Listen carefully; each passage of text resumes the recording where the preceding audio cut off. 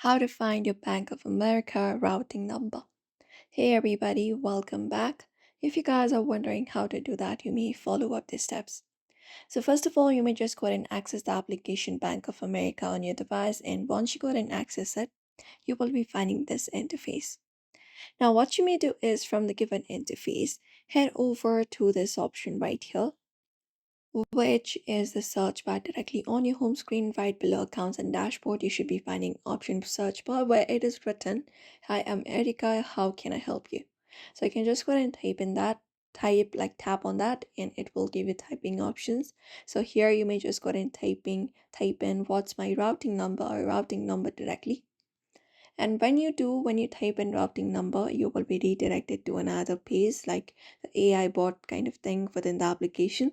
So what you may do is here, you may just go ahead and type in, after that wait for the response.